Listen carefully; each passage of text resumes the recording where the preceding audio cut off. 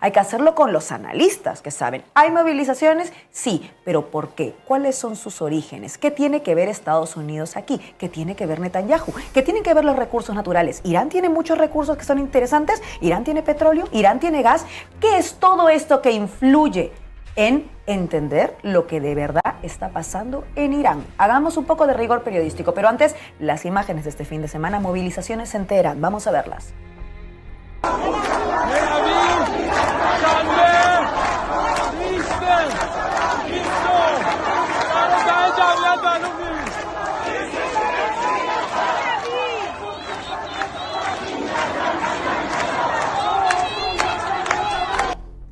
Hay movilizaciones, como decíamos, en contra del gobierno. Las ha habido también en defensa. Ojo con esto. Pero bueno, vamos a hablar, como decía, con quienes saben. Juan Antonio Sanz, periodista internacional, ha publicado un muy interesante artículo que recomiendo leer en Diario Público, donde da todas las claves que hoy nos va a explicar aquí. Juan Antonio, bienvenido al tablero. Hola, ¿qué tal? Encantado. ¿Qué tal, Juan Antonio? Yo creo que nuestra gente, la gente que nos está viendo, pero en general todos los que estamos enterados de información que nos va llegando sobre Irán, queremos tener un poco de claridad sobre la situación. Entonces vamos a ir pasito a paso, como en tu artículo, que invito a la gente a que lo lea completo. Juan Antonio, ¿de dónde surgen estas movilizaciones, digamos? ¿Cuáles son las razones que le dan, primero que nada, ese gatillazo a que salga tanta gente a protestar? Bueno, movilizaciones ha habido en Irán desde el principio casi de la Revolución Islámica en 1979, que desalojó del poder al Shah Mohammad Reza Pahlavi. Pero en estos últimos disturbios intervienen, digamos, diversas cuestiones. En primer lugar, la mala situación económica, con una inflación disparada, con la moneda de Irán, el rial, caída por los suelos, con una gestión económica penosa. Pues todo empezó el 29 de diciembre, al parecer, en el Gran Bazar de Teherán, donde hubo manifestaciones y protestas por parte de los comerciantes. Unos comerciantes que normalmente habían sido muy afines al régimen islámico, pero que, sin embargo, pues esto se salió de las manos. Después tenemos que tener en cuenta la situación internacional, que es posiblemente una de las peores para Irán desde hace muchísimo tiempo. En el año 2022 hubo grandes manifestaciones en Irán, como una represión tremenda por la muerte de Mahsa Amini, esta mujer kurda joven, por el tema del velo y demás. Y ahí ya, digamos que se crearon unas condiciones para preparar revueltas posteriores, como es la que está ocurriendo. Pero todo esto ocurre cuando hay una presión, digamos, si no brutal o excesiva por parte de Estados Unidos, unos Estados Unidos que con el presidente Donald Trump está cambiando, como estáis comentando, todos los paradigmas de la seguridad internacional, y Irán estaba en el punto de vista.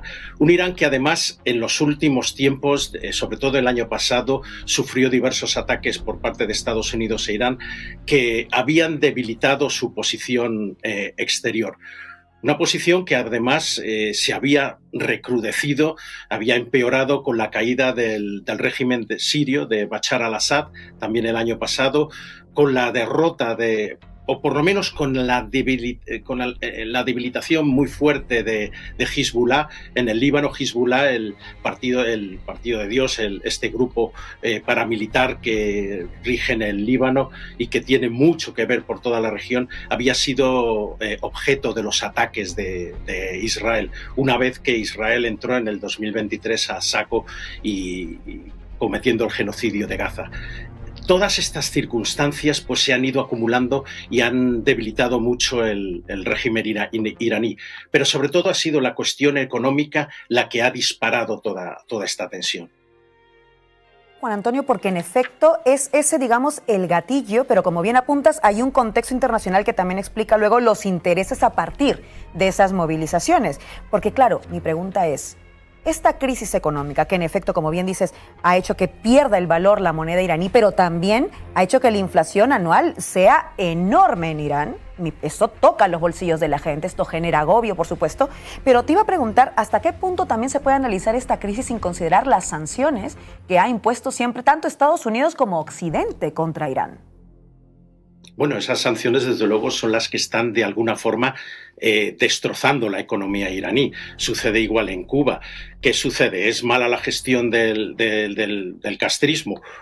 No solo. El bloqueo que sufre la isla desde hace tantos años, pues es lo que realmente ha debilitado y ha puesto a los cubanos entre la espada y la pared. Y igual sucede con los iraníes. Estas sanciones, además, en septiembre pasado se agravaron de una manera notable. La intención del nuevo presidente de Estados Unidos es precisamente cambiar el régimen iraní, y de esta forma, por medio de esas sanciones realizadas normalmente, o sea, la mayor parte de las sanciones es contra el programa nuclear de Irán.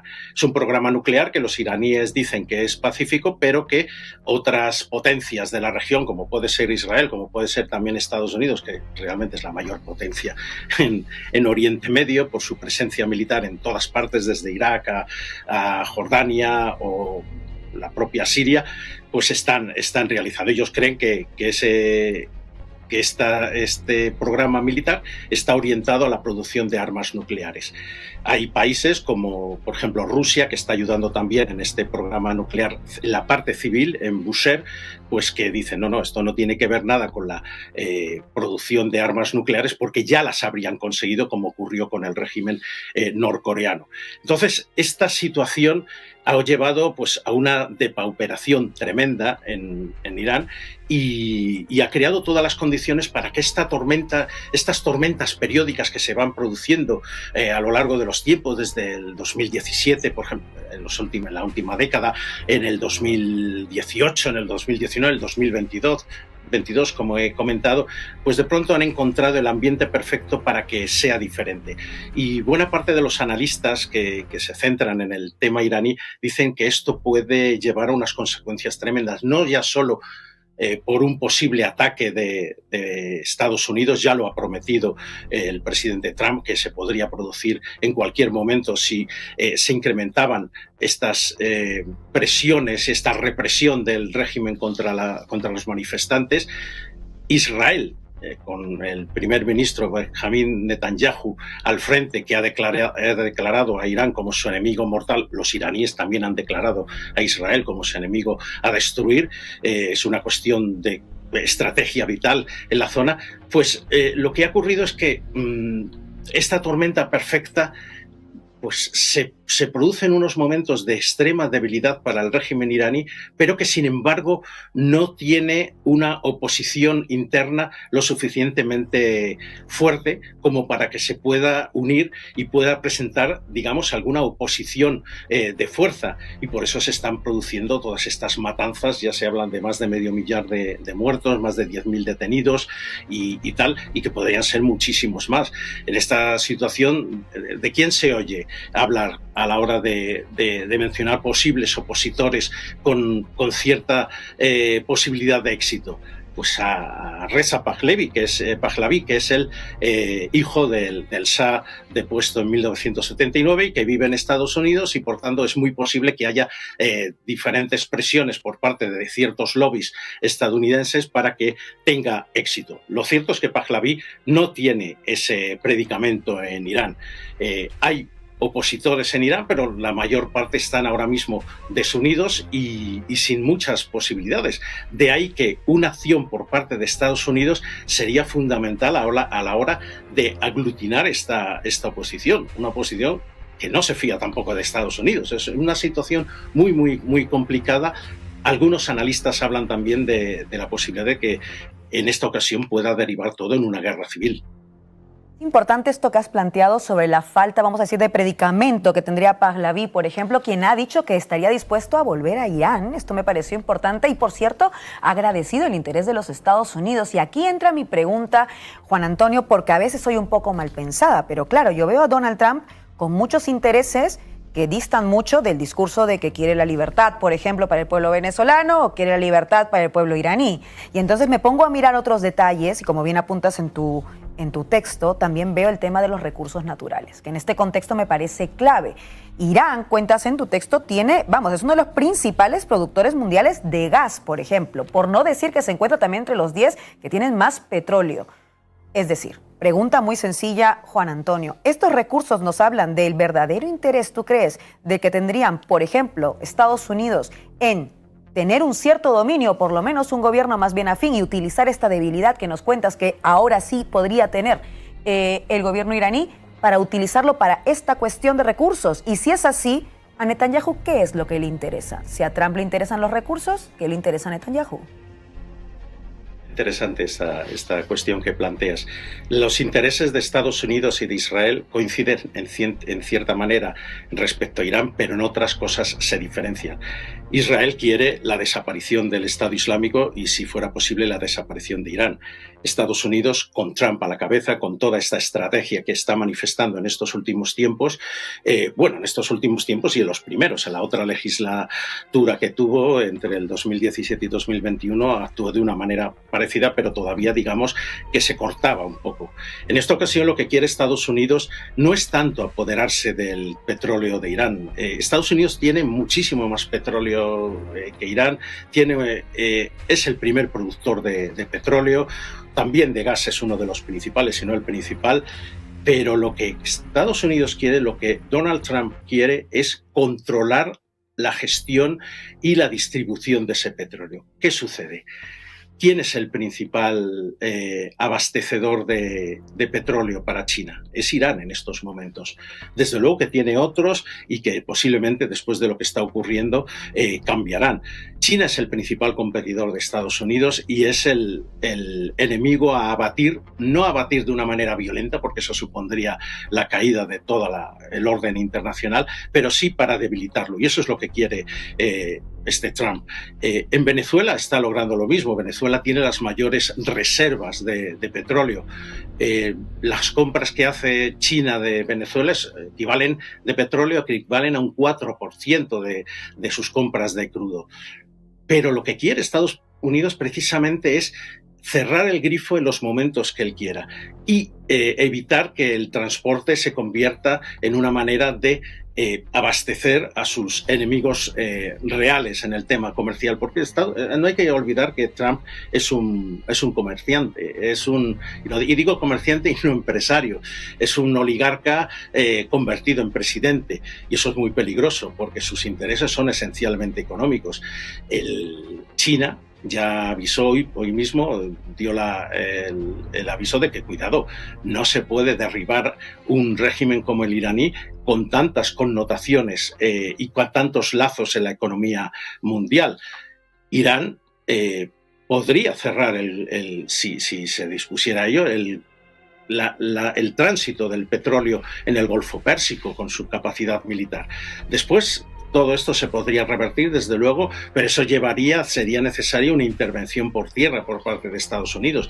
Y no estamos hablando de lo mismo de un ataque a Gaza, como esta masacre que está protagonizando, este genocidio Israel, como de pronto invadir Irán. Sería mucho más complicado incluso que la invasión que se produjo en el 2003 de Irak, el vecino Irak.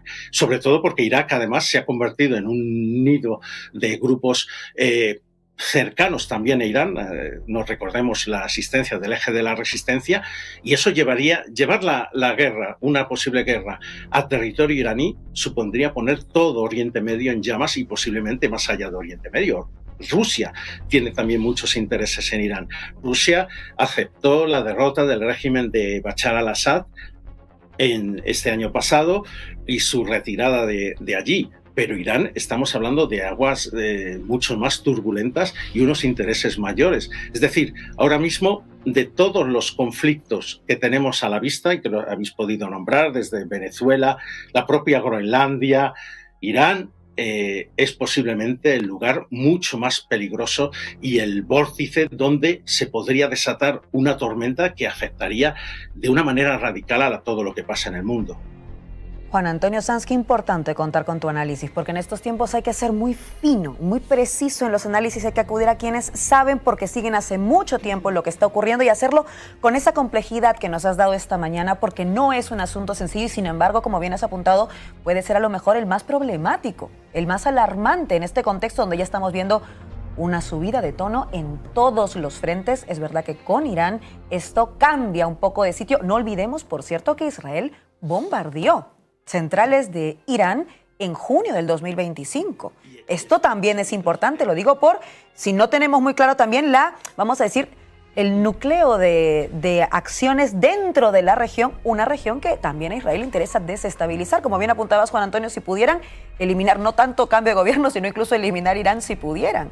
Esto es muy relevante y por eso agradezco tanto el artículo que ha dado muchísima información como que hayas estado con nosotras esta mañana para poder a partir de ahí analizar, pero con ese rigor. Juan Antonio Sanz, periodista internacional, muchas gracias por haber estado con nosotros. Muy buenos días. Pues aquí deseando escuchar una versión pues en detalle y libre de propaganda sobre lo que está pasando en Irán, porque aquí queremos informar, pues intentando evitar fotos que no son fotos de lo que tienen que ser, vídeos que no son vídeos de lo que tienen que ser. Entonces, pues vamos a intentar entender un poco qué es exactamente lo que está pasando en Irán estos días, Alejandro. A ver, evidentemente en Irán hay muchos problemas sociales, económicos, políticos, todos los aspectos de la vida en Irán, la verdad es que están en una inestabilidad casi creciente, diría yo, pero en realidad es algo recurrente, porque no es la primera vez que vemos protestas masivas, ni creo que sea la última. Estamos viendo protestas desde hace muchos años y además siempre son bastante graves.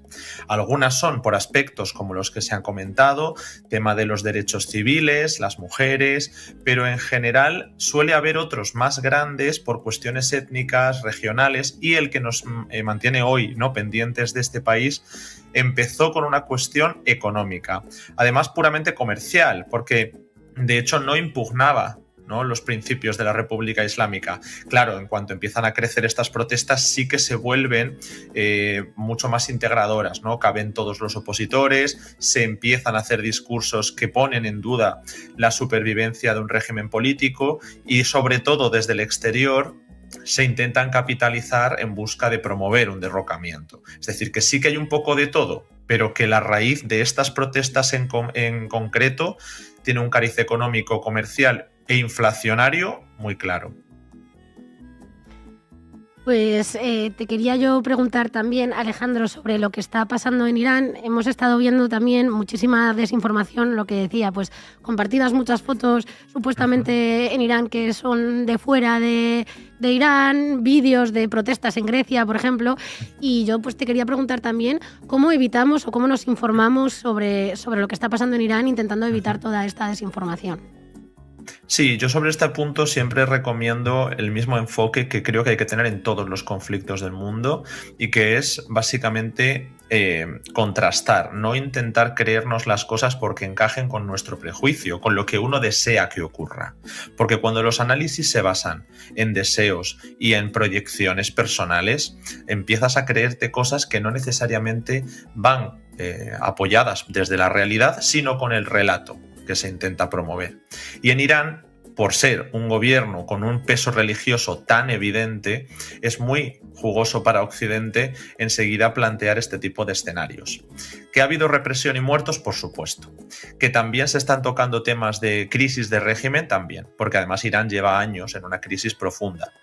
No obstante, hay que señalar que ahora mismo el gobierno está en una encrucijada, porque el gobierno se ve por un lado presionado por las alas más radicales, por el sector de la Guardia Revolucionaria, la élite clerical, etcétera, y por el otro lado por las presiones sociales en las que, por cierto, se sustenta su base política. Este gobierno que hay en Irán hoy es más moderado que el que había hace un par de años, y lo hizo gracias a una elección contra los intereses de esa élite clerical de la que estoy hablando, apoyándose en las etnias periféricas de las que me he mencionado antes y en los movimientos civiles, algunos más liberales y otros menos. Entonces, eso ya rompe la narrativa, ¿no?, que se ha vendido de un ente monolítico y absolutamente reaccionario, ¿no? Hay una pluralidad que hay que entender y en la que la oposición, por cierto, se estaba apoyando. Así que eso hay que empezar a desmentir algunos elementos. Por otro lado, es evidente que en la diáspora sí que se va a ver este tipo de imágenes de manera más a menudo, ¿no?, más frecuente. El tema de las banderas monárquicas, que no siempre monopolizan las protestas, porque hay hasta protestas entre elementos monárquicos y elementos liberales también en las manifestaciones de la diáspora.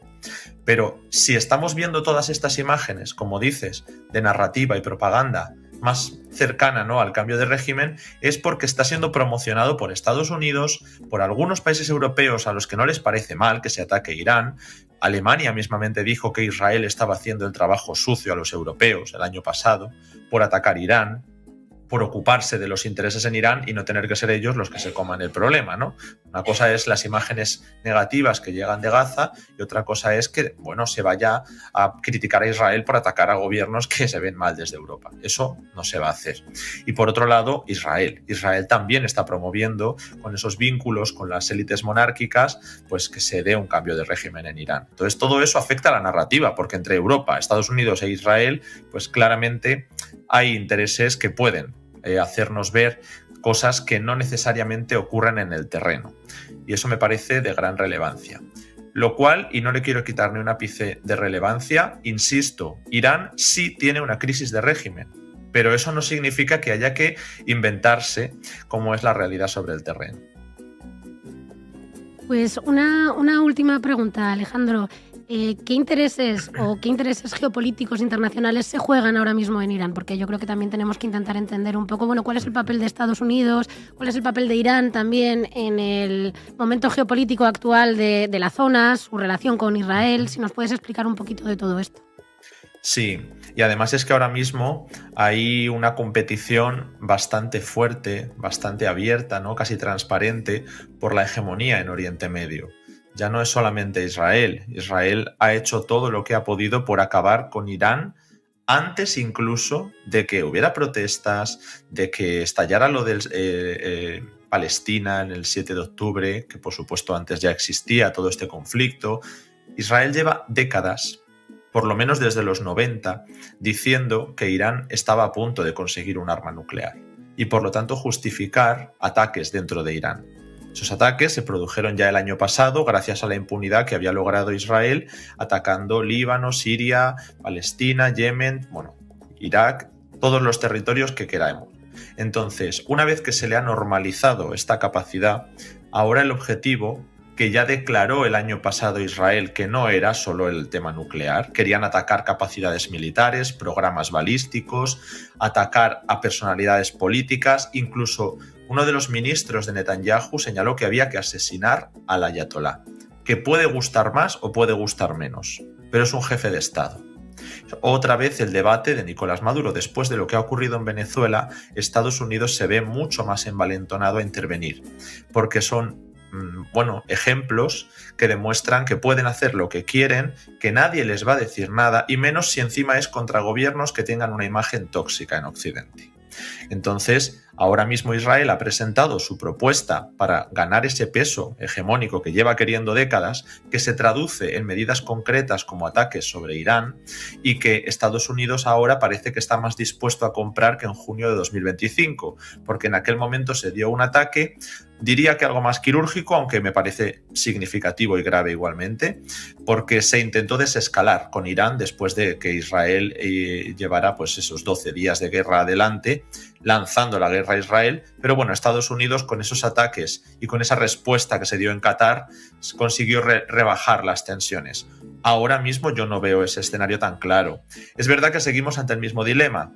Si Estados Unidos quiere cambiar el régimen y sostenerlo, como pasaría en Venezuela o en cualquier sitio, tiene que ocupar el territorio, tiene que conseguir fuerzas que asienten un nuevo gobierno, un nuevo régimen. Y eso ahora mismo creo que es muy complicado. Entonces, no se sabe cuál va a ser el alcance de la intervención, pero viendo las declaraciones, viendo la tendencia y los precedentes, a mí me parece realista que tanto Israel como Estados Unidos lancen ataques sobre Irán. Y una pregunta más, Alejandro, yo te quería preguntar también, ¿realmente cuánto tienen estas protestas de, como están intentando vender desde ciertos sectores, una revuelta de las mujeres iraníes contra el régimen teocrático? A ver, hay presencia, pero este movimiento, como dije, no se ha visto iniciado por este motivo. El caso de Mahsa Amini en su momento sí que fue una de las protestas que empezó por este tipo de detonantes, ¿no? Y después creció y acabó siendo algo mucho más grande. No fue solo por la cuestión de los derechos de las mujeres, siempre es por algo más importante, porque lo incluye, quiero decir, ¿no? También la cuestión de qué va a pasar con el régimen, es decir, se hace una enmienda a la totalidad, a eso me refiero. A día de hoy, pues eso creo que puede ser una de las demandas, pero ni ha sido el detonante, ni lo estoy viendo en la vanguardia de las protestas. Una vez más, aunque eso existe, se ve mucho más en la diáspora, que es donde son más cercanos a esas corrientes liberales, europeas y en algunos casos más identitarias. Pues muchísimas gracias por estar con nosotras esta mañana, Alejandro. Buenos días.